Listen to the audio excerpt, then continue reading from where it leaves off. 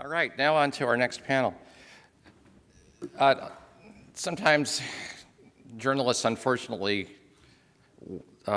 leave people with the impression that they are know-it-alls, and I definitely am not one of those people. There's a huge number of folks who I rely on all the time to help set me straight and help me understand the construction supply industry that I've learned to love so well. And one of those people is Michael Collins, partner and managing director at Building Industry Advisors in Chicago. An all-around wonderful guy, except for maybe his love of the Chicago Cubs, which to this Washington Nationals fan can be kind of frustrating.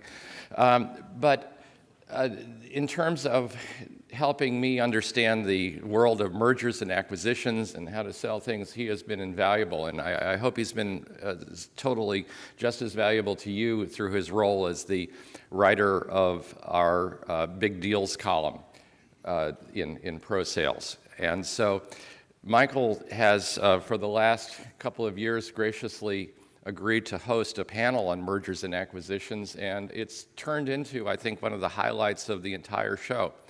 And to that end, Michael, I think, is going to do a great job again. I honor and welcome his participation in this and value him as a friend. Michael, come on up and let's get started.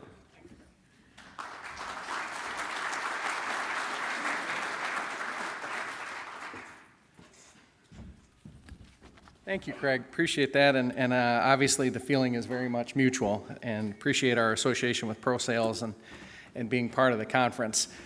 Welcome everyone to the M&A panel. I'll ask our panelists to please join us on the stage now and get themselves settled in. I want to just make you aware of one difference that we're doing today versus previous sessions. I will be keeping track of the questions that come in on the automatic feed. So you'll see me up here looking at my phone. I am not buying movie tickets. I am checking the next question. So there's none yet, so I'm caught up. Let's hope I can keep it that way during the presentation. Feel free to log into the app and ask those questions as we go along. So I think our panelists probably need very little introduction, but we'll have them introduce themselves in just a moment. I do want to start off with some slides that we cover every year to give a very high-level view of the activity in the M&A segment, in the LBM segment, as to how much activity we're seeing out there, what's going on. We get asked the question a lot in venues where it's a little more difficult to give a specific answer. What are you seeing out in the market? And these slides represent what we're seeing out in the market. Taking a look at the first slide, I want to point out that when we analyze these numbers, we look first at deals as a deal, so that one deal is one deal. Then we look at deals that might involve 100 locations or 300 or 400 locations, and we count those separately, so that on one hand, a big deal doesn't swamp all of our statistics, and on the other hand, a big deal isn't treated the same thing as a single location deal. It gives us a sense of the tempo of the market. So what you're seeing out here is that we had a big year in 2015, a big surge in the number of locations acquired because of the acquisition of Roofing Supply Group and ProBuild. And that pushed the number up that year. It fell back in 2016. Would have been hard to repeat that year back to back. And we've seen the number of locations acquired grow this year. And we'll talk in a moment about what we've seen in terms of the number of deals completed. The other aspect of the industry that we like to keep track of is the greenfield opening of new locations. And there are companies in the industry that will greenfield and then will acquire, or some only do one or the other. That's always a very unique decision to each company. So if our panelists want to comment on that, we'll get some feedback from them on that as well. Closings are not much fun. We'll talk about those more in just a minute. And relocations, the only point I want to mention on that is that having talked to some companies that have relocated locations for whatever reason, the lease came up and the landlord wanted to do something else with the facility. Relocating an LBM location is nothing to take lightly. There's a lot of pre-planning that needs to be done, and I think that's the reason that you see so few of them. People prefer to stay in the spot that they're in. Taking a look at acquisitions by state, there are certain states that very interestingly are not only the site of the top 10 states of acquisitions, but they're also the site of the top 10 states by greenfield locations. So that's a way for the market to say, we really love these states. And the blue coding indicates states that are in the top of both lists. So as you can see, 8 out of the 10 states that are listed here, and some of them are what we might expect: California, Texas, Florida. My own home state of Michigan, I was glad to see that make a positive list for a change. Michigan's markets has lagged some of the other states. But the point is, these are some of the states that are of the most interest to acquirers, whether they're buying or greenfielding a location. So then we took a look at it and said, okay, well, just across all states, based on acquisition of locations and then greenfielding, are there states that just seem to have the preponderance of their activity from acquisition rather than greenfielding? And only Michigan appeared on the list again, and the other states are states where, for whatever reason, the market seems to prefer to buy in that state rather than greenfield. Now, in the case of the Dakotas, maybe that's because it's an energy play and they wanted right in. They didn't want the time and scale up of a greenfield. Hawaii, it might be land use restrictions and the scarcity of locations to acquire. Whatever the case, there are certain states that seem to lend themselves more to acquisition than greenfielding. Now, I mentioned closings. Obviously, a closing is not what we want to experience. It probably means that a location was not profitable, was not successful. And if you think of the many thousands of LBM locations around the country, to have only a couple of dozen of them close in each of the last 2 years is really a statement of the health of the industry, and it's a very positive statement. So not only have the closures dropped, they were at a very low number to start with.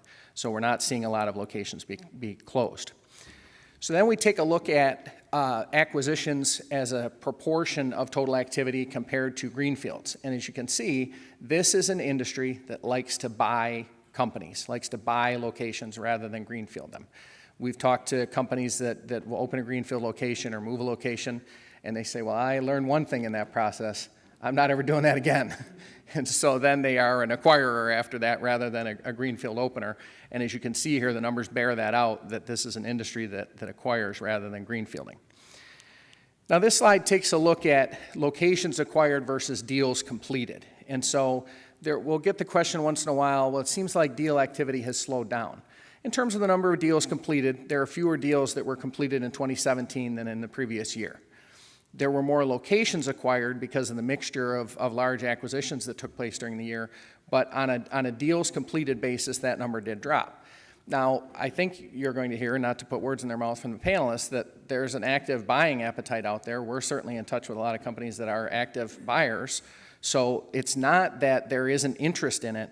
It's more a situation where the deals have dropped off because there are not as many sellers as there were previously. Quite frankly, people are making money again, having fun again, and indicate, I'm going to stick around for another year or two. And so that's a decision everyone has to make, but I think that's the main reason behind the dip in the number of deals completed. So we were curious to know, what kind of companies are being acquired. Are they, how many of them are single location businesses where they had just the one location, and how many are multi-location businesses? It turns out that in any given year, about 60 or 65% of acquisitions are single location businesses, and the remainder are the big mega deals. So by number and by amount, there is a lot of buying activity that goes on out there on a single location basis.